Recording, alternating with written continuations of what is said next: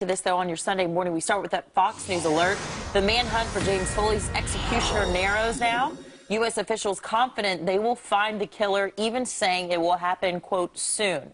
This as reports come in saying British officials may already have a suspect. And on the heels of the Sunday Times report, American and British intelligence officials say they are moving closer to identifying the ISIS fighter who beheaded U.S. journalist James Foley.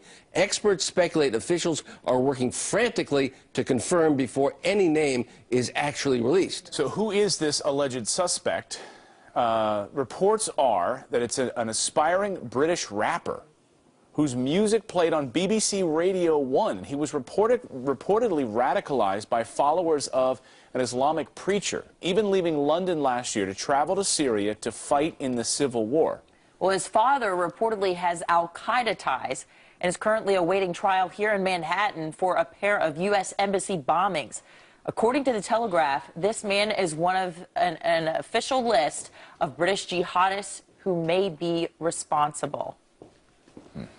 Wow, so big developments out this morning. This guy has more nicknames than anybody. His rapper name was El Jinny, I believe. John the Beetle, because of his British accent. Right. John the Executioner, Jihadi John. Either way, any way you slice it, this suspect is scary. From northwest London, and you'll find on the internet a bunch of music videos of this man. This man is suspected of being a group of, or part of a trio of executioners, part of a trio of people that were holding kidnapped victims, and they were known for their particular brutality, using tasers and torture on kidnapped victims there in Syria and Iraq. Yeah, and Ambassador John Bolton talks about just how dangerous ISIS is. I mean, how do these young guys become radicalized, move into this movement like this, and end up like what we saw in that horrible video last week? Take a listen.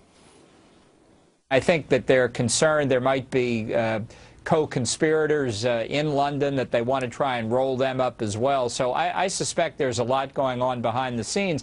And that really underlines why ISIS constitutes such a threat, that it's present in Western Europe, perhaps present in the United States.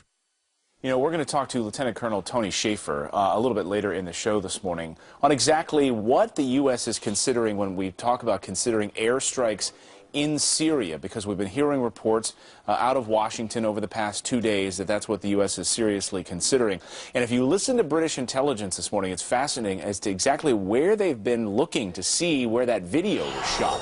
And they think they've pinpointed that area in northern Syria by looking at the terrain. You know, they've been analyzing that video to see what terrain matched what you see on your screen here.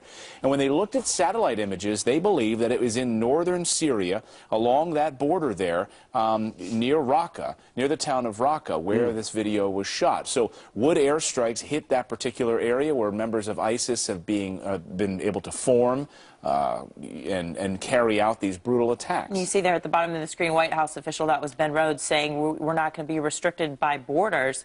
But really, the borders are somewhat non-existent between the two of those. And so it seems to make sense. But what our intelligence will be will depend on whether... And what are the implications of an attack on Syria? How will it be greeted by Syria? Does Syria become our ally in this process going forward? We heard discussion of that the other day from Geraldo Rivera. They're saying that somehow we should team up with Syria and Assad to take on ISIS in that region. And so now the White House and Defense Department officials appear to be looking at every option in terms of airstrikes inside Syria. So you've got the Syria portion of this, and again, we'll talk to Tony Shaffer about that. Plus you have the Iraqi portion of this also, which is the Kurdish forces, which are begging us right now for more arms. In fact, they've said, look, we haven't received even one ammunition belt from Baghdad in 7 years. The Kurdish forces up there, the Peshmerga, who are fighting ISIS right now, they say, look, because they've stolen our tanks,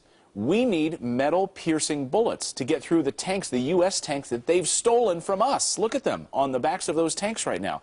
So the Kurdish forces, which we've long been allied, have been asking for these weapons. It'll be interesting to see what the president's response is. But yesterday, of course, we're thinking, okay, will the president get off the golf course and come back and respond and maybe take some action on all of this? Well, here's where the president was once again yesterday afternoon. Once again, I think that's the 9th day.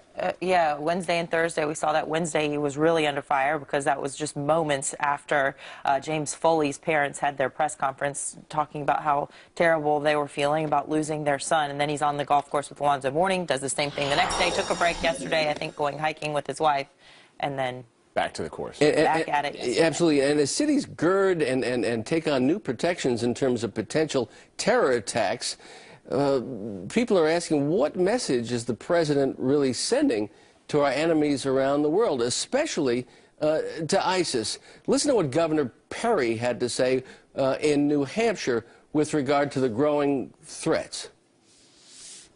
When the President of the United States says there is a red line, it means something. It means to our allies that we will be there for you, and it means to our enemies that you will fear us. Well, you should, but Governor Perry has also said this past week that he's very concerned about the vulnerability of our southern border. And when you have a CIA source saying that he believes there's strong communication between drug cartels and ISIS, makes you scratch your head a bit. We'll have much more on this developing story and the identification of this brutal monster coming up throughout the show this morning.